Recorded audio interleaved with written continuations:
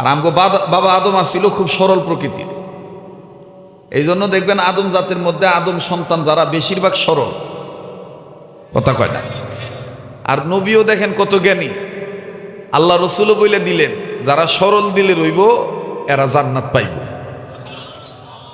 সুবহানাল্লাহ কয়। কারণ বাপে ছিল সরল, এখন বাপের পোলারা মরার পরে একটু বিচার আচার হওয়ার পরে আবার শেষমেশ বাড়ি পাইব কই? জান্নাতে। বাবা আদমের বাড়ি কোথায় ছিল? আমরা যে কথা কইতেছে না, ঘটনাটা কি? রাগ করতেছেন?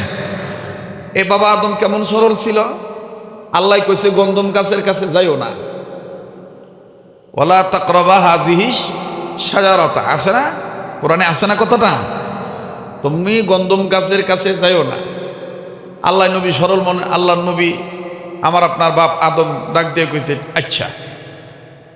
আর এই কথাটা যদি মুসা নবীর আল্লাহ কইত, মুসা গন্ধম গাছের কাছে যাইও না, মুসা নবী কিন্তু আচ্ছা কইতো না, একটু চালাক তো।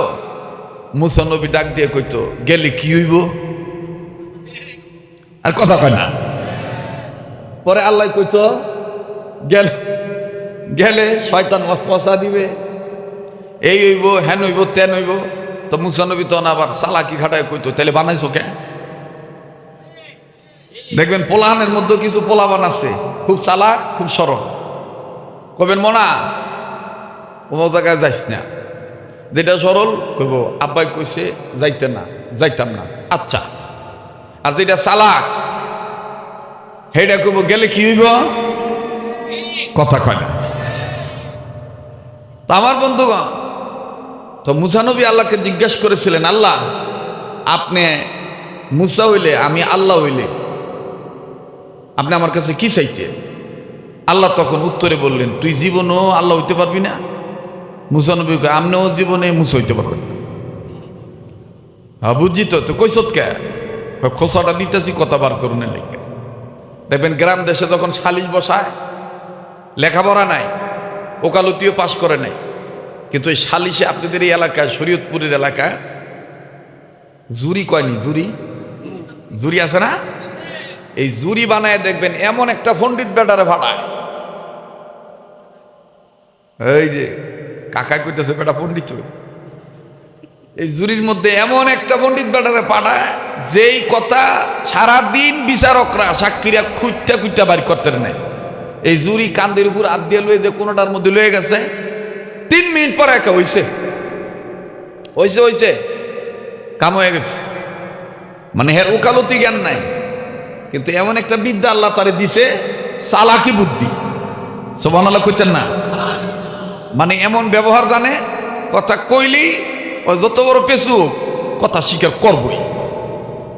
তো এইবার মুসা নবী ডাক দিয়ে কয়, আল্লাহ আপনি যদি মুসা হইতেন, আমি যদি আল্লাহ হইতাম তাহলে কি চাইতেন? আল্লাহ কয়, আমি যদি মুসা হইতাম, তুই যদি আল্লাহ হইতি পয়গম্বর, তোমার কাছে আমি চাইতাম সুস্থ হায়াত।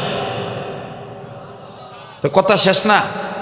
এরপর দেখেন চালাক্য নবীর কাম দেখেন, ডাক দিয়ে কয় সুস্থ থাকতে গেলে কি দরকার?